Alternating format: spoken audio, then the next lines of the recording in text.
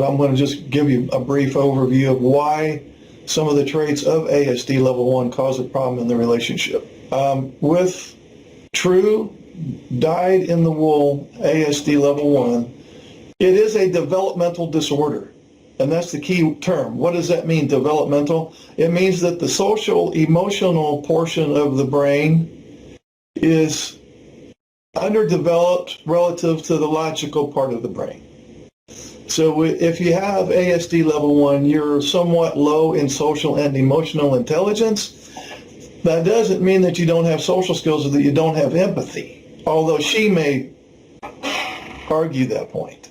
But it does mean that you are low in social and emotional needs, which is paramount. And I like to use the analogy of an eagle versus a chicken.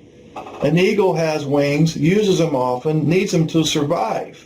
If the eagle did not have wings, it would not survive. A chicken has wings, and it could fly, maybe 5 feet, but it has to run and jump, and it might fly for 5 to 10 feet. But it doesn't need wings to survive. Both of them have wings. Okay? So, if you are low in social and emotional intelligence, you are also by default low in social and emotional needs. You don't necessarily, I'm generalizing here, I'm guessing most of the guys in here, they're not really that interested in talking about feelings, how they feel. They may be out of touch about, for the most part, how they feel. They're really out of touch about how she feels most of the time. And when she starts talking about feelings, it is kind of uncomfortable and abstract conversation, especially if she says, well, honey, I feel this way about such and such, and she's expecting you to take how she feels and then apply it to some course of action you're supposed to take. That's really confusing as well. Now, I said low in social and emotional intelligence, and I'm also saying high in logic, but sometimes the logic is a bit too high.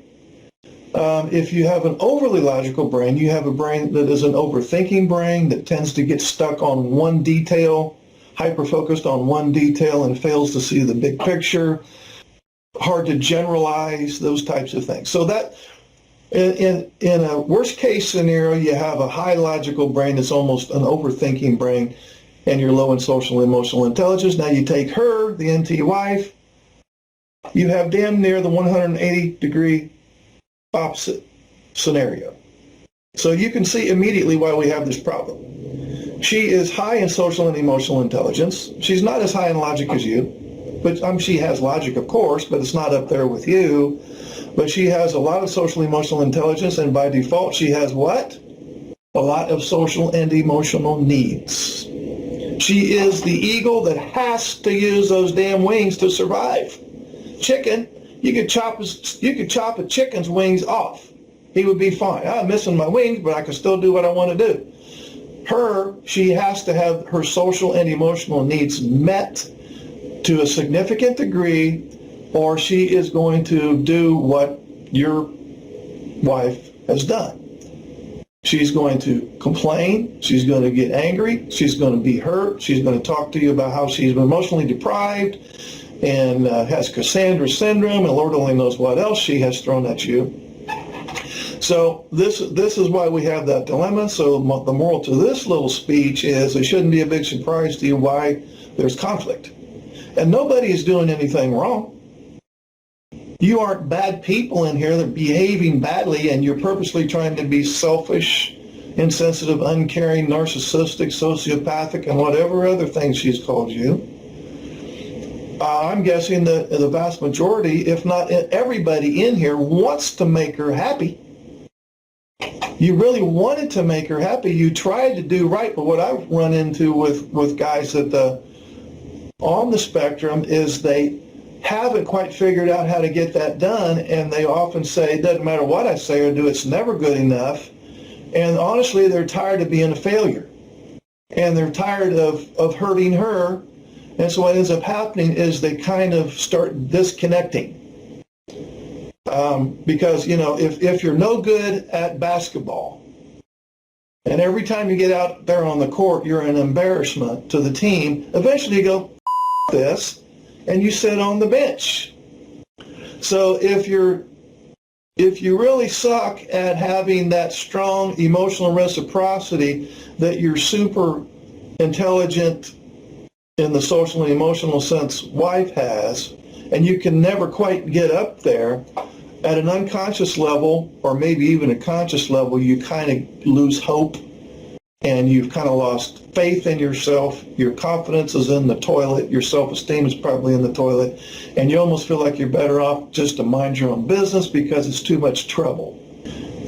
Some of the traits of the disorder look like selfishness, insensitivity, narcissism. She attaches negative motives to the things that you say and do. Because he said this or did that, or because he didn't say what I wanted him to say or didn't do what I wanted him to do, therefore he doesn't give a shit about the relationship. Or his work is more important than me. Or his special interest, he's married to his special interest, not so much me. I'm not important to him. She fills in the blanks with that stuff, which keeps you perpetually in the doghouse. So that is kind of like I felt like I needed to lay some groundwork down to let you know why you're in the position, approximately why you're in the position that you're in, but also to validate that you're not a bad guy. Although some of you aren't convinced of that. There's a big difference between healthy guilt and toxic guilt. Healthy guilt is, I seem to say the wrong thing sometimes and I don't follow through like she wants me to sometimes, and that's a mistake. I intend to do better.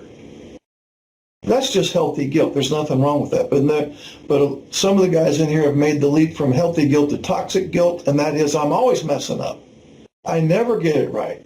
I'm always doing the wrong thing, saying the wrong thing, or I'm supposed to be doing or saying something, and I never do that. And I'm always failing her. And that toxic guilt leads to toxic shame because I'm a social failure in her eyes. Therefore, I'm a failure as a person. In other words, because I supposedly do all these bad things, therefore I am a bad person.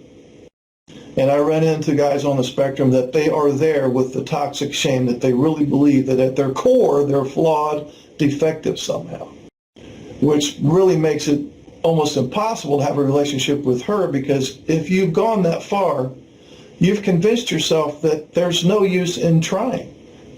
When I try, it's not even a neutral thing. If I try, I make it worse. And so a lot of you have stopped trying. And of course, just like I said a minute ago, she makes the false assumption that he stopped trying because he doesn't care about the relationship, when that's not the case.